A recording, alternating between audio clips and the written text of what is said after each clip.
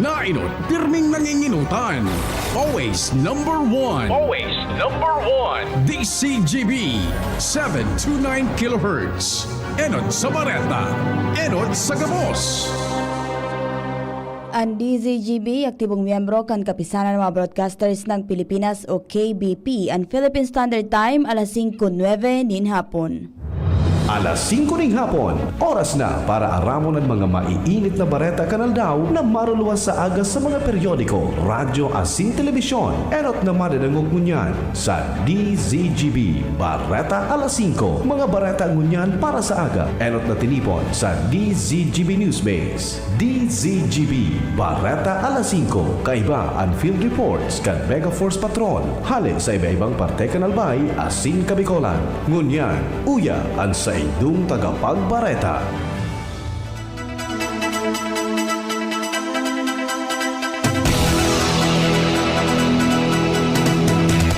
Maray na hapon sa mga parantabay sa pangaran kan Newsbase asin kan Megaforce Patrol. Ako po si Nicole Ann Gloriani ang sendong tagapagbareta sa pangbiyernes na edisyon kan Bareta alas 5. Enot sa detalyes kan mga bareta sa lado lokal, nasa linya si Kuya Al Armario. Mabakal ni duwang units na drilling machine ang gobyerno lokal kan Legazpi para magamit sa barangay kan mga gusto magpa-drilling preparasyon sa El Nino. Yan ni Mayor Isyam Ismail sa El Nino Information Caravan Kasubago, presente ang mga paraoma para sira asin na nagtamanin hayop sa Legazpi. Alkalde, laom na talaga ang kakulangin ng tubig sa mga barangay dahil kan El Nino, alagad Gabosman na paagi pigigibo kan syudad. Ang units ng drilling machine ang babakalon kan syudad, yung paggamit ini libre kan gobyerno, mabakal sa nin tubo ang interesado asin papakaonon ang operator. Alarmario, DCGB. Salamat Kuya Al, digdi naman kita sa detalyes kan bareta sa lado nasyonal. Pinatawan kan Philippine National Police o PNP nin administratibong padusa ang 4,534 personahes matapos na ma-resolver ang nasa 3,903 na administratibong kaso po Agosto 26, 2025 sa Hulyo 15 ngunya na taon.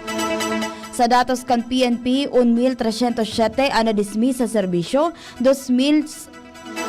108 ang nasuspindir, 237 ang na-demote, mantang 96 ang tinangkasan nin sweldo. Apera kay ni 642 ang nakaresibin nin reprimand, 46 ang isinairarong sa restriction, asin 98 ang tinangkasan nin mga pribilehiyo. Sigun sa PNP, ang bilang nagpapahiling kan padagos na pigigibong internal cleansing sa organisasyon.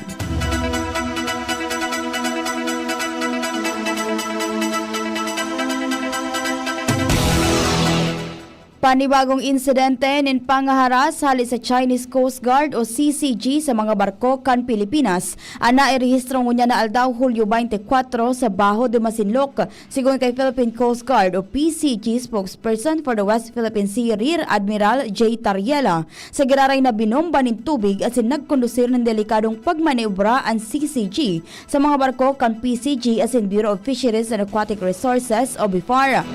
Nangyari ini sa tahaw kan paghatod ng krudo asin iba pang supply para sa mga Pilipinong parasira.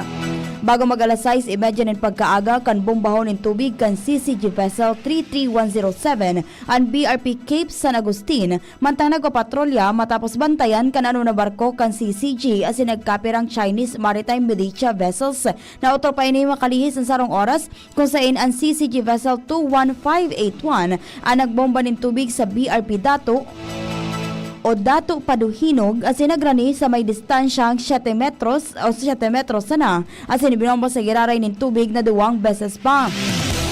Sigon pa kay Tariela, nahiling man ang sarong Chinese Maritime Militia vessel na naguguyod ni lubid sa likudan kan BRP Dato Sumakwel, mantang binomba man din tubig kan CCG vessel 3303 ang BRP Dato Kabaylo bago mag-alas 9 nin pagkaaga ngunyan na aldaw.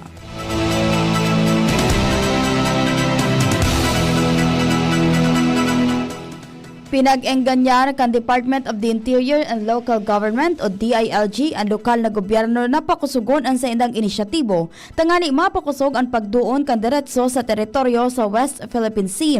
Ini ang mensahe ni DILG Assistant Secretary for International Relations Lilian De Leon sa pagselebrar kan 10th anniversary kan 2016 Arbitral Award sa Lingayen, Pangasinan. Sigon kay De Leon, ang issue kan West Philippine Sea bako sa na maritime security o foreign affairs issue, dakula ang papel kan mga lokal na gobyerno sa pagpapakusog kan coastal communities asin pambansang interes. Pinagdoon ni De Leon na ang programang Bayanihang Adhikain, Bayaning Aksyon para sa kanlurang dagat ng Pilipinas kan DILG na nagataong kapangyarihan sa mga LGUs na ang mga inisyatiba aron kan pagkrear kan mga frontline coastal provinces na magpapautog kan mga localized action plans na mabusol kan maritime governance, environmental protection, food security asin kan inclusive economic growth. Sa presente, 8 sa 10 frontline coastal provinces ang nakakompleto na kan provincial caravans. Araw kan Palawan, Ilocos Norte, Ilocos Sur, La Union, Zambales, Pangasinan, Occidental Mindoro, asin Bataan.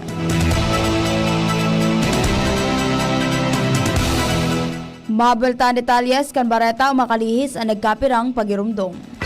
Realize true comfort and relaxation at Dorotea Resort and Spa, a perfect venue for family outings, couple retreats, and various functions such as weddings, birthday parties, corporate seminars, and conferences. Dorotea Resort and Spa. We have backpackers rooms, standard rooms, deluxe, suite, and a penthouse. Also, relax and rejuvenate with our spa's invigorating treatments, services, and facilities. Dorotea Resort and Spa, Kahugutan, Bakakay, Albay. For reservation, contact us at 0917-777-5734. Find us on Facebook, Dorotea Resort and Spa. Relax, rejuvenate, and enjoy. Only here at Dorotea Resort and Spa. Ring, ring, go away! Ubo ng bata? Para dyan, may Plemix for Kids. Ang Plemix for Kids ay natural na lagundi. Tumutulong palabasin ang plema para tigil ang ubo, ramdam ang ginhawa. In banana and orange flavors. Be wise, Mommy! Cough, cough, wet away! Yay! Pambatang lagundi, Plemix! Vitex Negundo L. Lagundi Leaf is the generic name of Plemix for Kids. If symptoms persist, consult your doctor. Ready to experience exciting rewards and luxury gaming. With New Star Online, get a chance to win through multiple daily leaderboards, from bingo big wins and daily bets to daily claim and welcome rewards, plus a variety of rewarding promotions available every day. Download the New Star Online app now and elevate your gaming experience with more daily rewards. For EGLD reference number MKTG-2026-0940, 0940, 0943, 0946, 0947, 0949, and MKTG 2026-1210. Gambling is for persons 21 years old and above only. Gambling can be addictive. Know when to stop. Email responsiblegaming@pagcor.ph. Discover the beauty of playing brightly with New Star Online. Luxury entertainment now in your hands. Gambling is for 21 years old and above only. Gambling can be addictive. Know when to stop. Email at responsiblegaming@pagcor.ph. Tatak ng tapang! Tatak ng tapang! Tatak Ginebra! Drink responsibly. Sa panahon ngayon, kailangan ng tatak ng tapang. Never say die. Paalala ng Ginebra San Miguel. Drink responsibly. Jericho Rosales po. Ibang level na tayo. For liver health, Silimarin plus multivitamins Liverade Pro. I take it every day with proper diet and exercise. Ang Liverade Pro ay maaaring makatulong sa proteksyon ng atay at support and aid sa treatment ng chronic inflammatory conditions tulad ng fatty liver. Mag-liver up na! Silimarin plus multivitamins Liverade Pro. Silimarin plus multivitamins is the generic name of Liverade Pro. If symptoms persist, consult your doctor. Proteksyon at tulong sa atay, Liverade Pro. May Silimarin, may multivitamins pa. Liver up na tayo with Liverade Pro. Kung ikaw ay edad 50 pataas katulad ko, may mataas na ang risk ng manlalabo ng paningin. Mas challenging ang pang-araw-araw na gawain tulad ng pagbabasa, pagsusulat, at pagmamaneho. Ang Optin ay may lutin na maaaring makatulong sa kalusugan ng mata, nilalabanan ang epekto ng glaucoma, macular degeneration at katarata. Kitang-kita ang kalusugan. Mabibili ang Optin sa mga pangunahing butika nationwide. Mahalagang paalala, ang Optin ay hindi gamot at hindi dapat gamitin panggamot sa anumang uri ng sakit. Kuya nyo ba nin #HopeCore? Kung iyo, ilingon nindo sa online so #isimaging best ni istorya nin dati mga Macdo Crew members. nakakainganyo. Igwa mga nagpon sa MacDo bilang crew members, ngunyan, nakamtanan ninda so sa inda mga dream jobs. Igwa mga naging nurse, teacher, journalist at pro volleyball player pa. Kadakol sa inda nagpuon sa crew member at nagtalubo bilang manager na mamayukan sa iyang sadiring grupo. Sa kuyang orgulyo para sa inda. Sa mga istorya ninda, isi maging best me talaga sa MacDo. Perfecto ang sinang setup para sa working students, ninulis sa urog ninda, flexible schedule. Sinda mag-a-adjust depende sa katungdanan mo sa eskwelahan. Igwang pagtutulungan din, kaya masasarigan mo ang pagtatrabangan nin lambang co-crew members mo. Igwa sinang world-class training na matabang sa imong pag-usuwag. Talagang easy maging best me. Kaya, kung ika naghurup-hurup sa pag-apply, gibuhon mo na. Visit MacDo PH Careers Facebook page or visit the nearest MacDo store near you to apply. DZGB News Minded.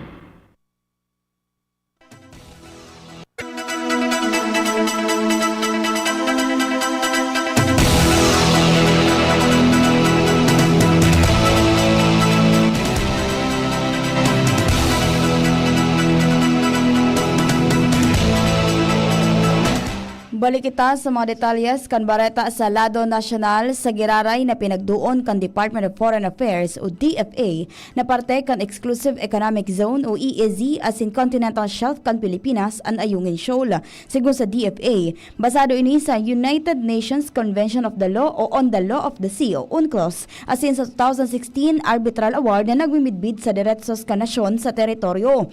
Pili na umang kan DFA na may sovereign right ang Pilipinas na nag-aautorisar sa anuman na struktura sa ayungin as hindi kini kaipuhanan ang permiso para sa mga aktibidades sa kadagatan o pagkondusir ni RORE missions. Siniguro man kan DFA na magpapadagos ang rotation as in resupply missions kan Pilipinas sa ayungin shoal kay bahana ang shipboard activities kan BRP Sierra Madre.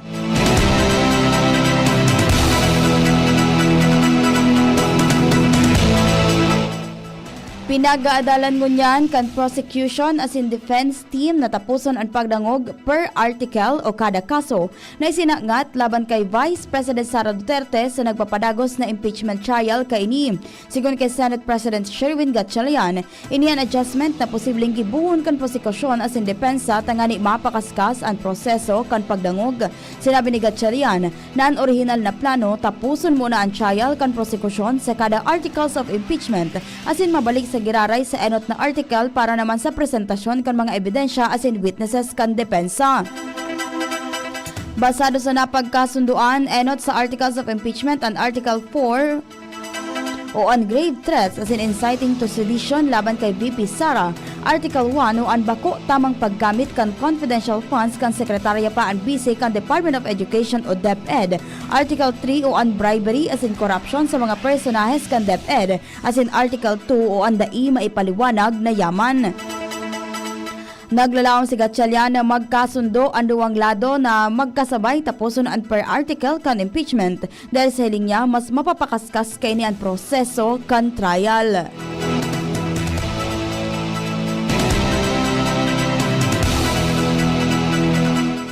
Aminado si Senate President Sherwin Gatchalian na dakulang hagyat para sa Senado ang sabay na pagkondusir kan impeachment trial as in budget hearing sa pagbabalik sesyon kan Kongreso. Sigun kay Gatchalian, magiging hagyat ini sa oras dahil ang sarong committee hearing nagtatagal nin 4 sagkod 5 oras asin kung magpuuna ang budget hearings mas mahaloy pa ang mga pagdangog. Planong gibuhon kan Senado kada Webes asin Biyernes ang mga committee asin budget hearings. Oras na maisumitir na kan Palasyo ang 2027 National Expenditure Program o NEP. Tulos nagigibuhon kan Senado ang budget briefing kay bahan ng Development Budget Coordination Committee pati na ang pagdangog sa mga budget kan ahensya. Idinuon ni Gatchalian na daina dapat mautro ang re-enacted budget aron ka nakaaging taon dahil ang siguradong maaapektaran ang economic growth sa masunod na taon.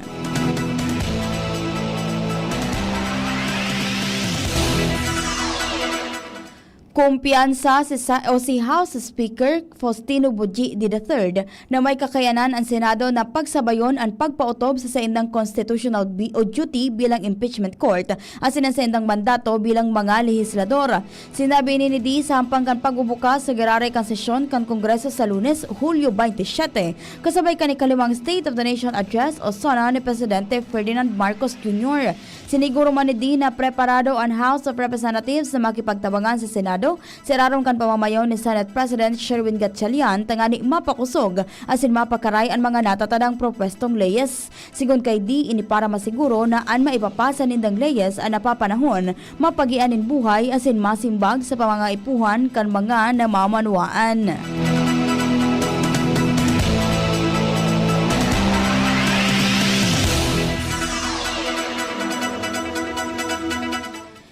Sinaangatan kan Bureau of Internal Revenue o BIR ni nareklamong tax evasion sa Department of Justice and SunWest Inc. Kay bahanan presidente kaini na si Aderma Angeli Descarga Alcazar asin treasurer na si Cesar Zacarias Benaventura. Sigun sa BIR, maabot sa 22 bilyones pesos ang deficiency income kan kumpanya poon 2019 sa 2024 dahil sa under-declaration kan kita, bako suportadong claims sa mga gastos as in purchases, asin salang paggamit kan creditable withholding tax credits. Sinabi kan ni BIR na ginibo ang investigasyon kasunod kan direktiba ni Presidente Ferdinand Marcos Jr. na investigaran ang irregularidad sa flood control projects. Nadiskubre kan ahensya ang dakulang diferensya sa mga project payments na inireport kan Department of Public Works and Highways o DPWH asin sa mga kinita na diidineklarar kan kumpanya sa saindang income tax returns.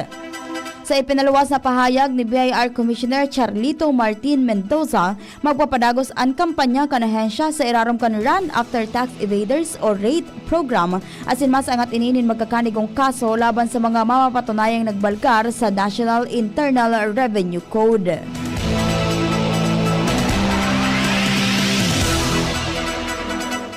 Nagsaangat nin supplemental complaint affidavit ang mga special panel of investigators kan Office of the Ombudsman laban kina dating House Speaker Martin Romualdez, dating ako Bicol Party List Representative Saldico asin pirapang individual may koneksyon sa plunder, graft, bribery asin money laundering charges. May koneksyon sa maanumalyang flood control projects. Nasa 104 na pages ang supplemental complaint affidavit. Naglalaman ini kan mga bagong nako ang dokumento, testimonya asin ibapang mga ebidensya. Kay bandigdi ang mga manungod sa paghatod din mga kwarta aron kan malay-malaytang kwarta sa manibaybang lugar, ibang transaksyon asin iba pa na may kamauotan na mapakusog ang isa sa angat na kaso laban kina Romualdez asin kay Ko. Maabot man sa 66 bilyones pesos anako ang ill-gotten wealth poon 2022 sa 2025. Dara kan mga sabwatan ni Romualdez asin Ko. Magigirumduman sa una sa nasabing panahon, si Romualdez ang House Speaker mantang si Ko ang chairman kan Committee on Appropriations.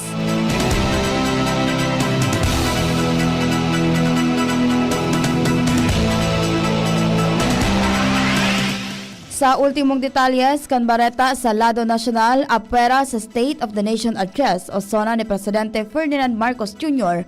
makondusir man din SONA ng Sambayanan o 2026 ang Interreligious Leaders Council for National Transformation o IRLCNT as in White Ribbon Movement sa Lunes, Hulyo 27 sa Quezon City. Kaya sa ipapangapudan kan mga grupo sa gobyerno ang matawanin si posyente o supisyente as in nakakabuhay na sweldo ang mga obrerong Pilipino, di kalidad na edukasyon as in hababang presyo nin barakalon pati mga harong. Ihilit man ang libreng rebisyon pansalud, pagpapanimbag sa leyes kan mga kurap, gibuhon ang prioridad ang kamugtakan o gibuhon na prioridad ang kamugtakan kan namamanwaan sa fondo as in pagiging leyes kan anti-political dynasty bill. Sigun sa grupo sarong taon na nakakalihis, poon ka nagbutwa ang flood control scam alagad pirapa sana ang nakakasuhan. Dagdag paninda na dapat sanang pigigibo ang impeachment trial ni Vice President Sara Duterte dahilan sa pagwaldas ng sobra 600 milyones pesos na confidential as in intelligence funds panunuhol sa mga Department of Education o DepEd officials, pagkakaigwanin tagong yaman as in pagpapatakot sa buhay kan presidente.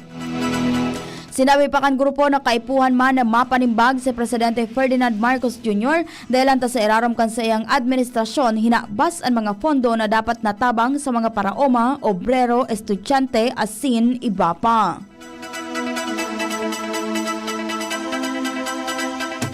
Iyan po ang kabilugan kay mga detalyes kay mga bareta na tiniripon para sa Bareta alas 5. Sa pangaran ka nagsururat kan mga bareta sa panganod ni News Director Mardela. Sa Master Control kay Banta si Kuya June Napoles, asin sa IT si Kuya Jerome Nico Martinez. Kay Banta man ang Megaforce Patrol, ako po si Nicole Ann Gloriani ang sendong naging tagapagbareta. Salamat po sa pag-antabay. Ready to experience exciting rewards and luxury gaming? With New Star Online, get a chance to win through multiple daily leaderboards. From bingo big wins and daily bets to daily